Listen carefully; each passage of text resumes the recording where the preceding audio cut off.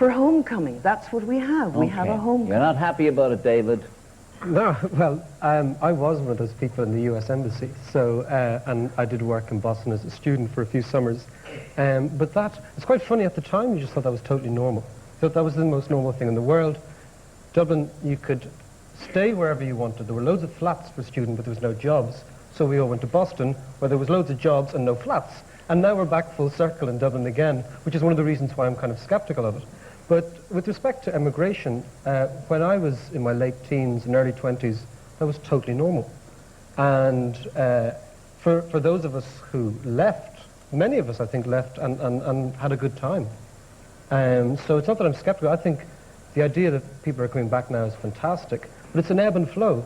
But you don't think this boom is going to last, is that what you're saying? No, I think if you go back to, let's say, the Bostons of the late 80s, what we had was exactly the same type of confluence of factors.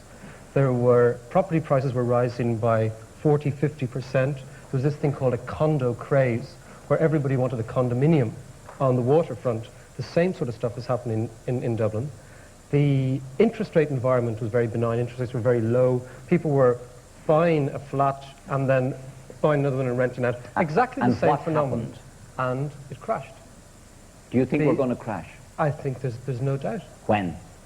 Possibly over the next 18 months, maybe 24 months. 18 months, 24 months? Yeah, I mean, the property market is a classic speculative bubble at this stage. Every time I read the Irish press, you have, £1 million for this property, £1.5 million for that property. And then I hear people saying, well, it's all about the labour force.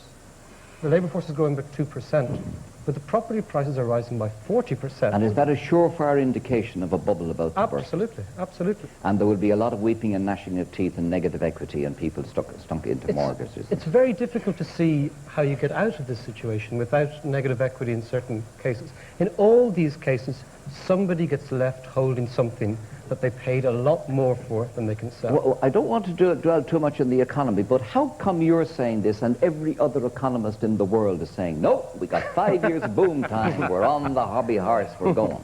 Well, I think it was, in 1995 when I was working at a Swiss bank, it seemed to me that Ireland was going to grow very, very strongly.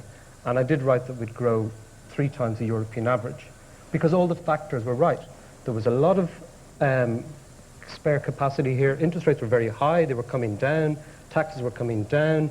There was a very large pool of underemployed people who, if given the opportunity, could actually work. Right. Now the opposite is the case.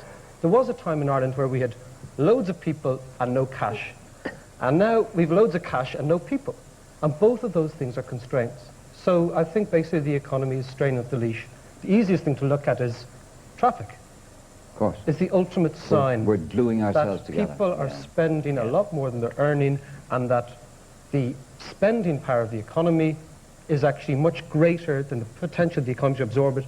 Traffic is the best example. Right. Tony, you heard Ian Banks talking about the suicide rate of young men, and you're very familiar with that indeed. Is this a concomitant of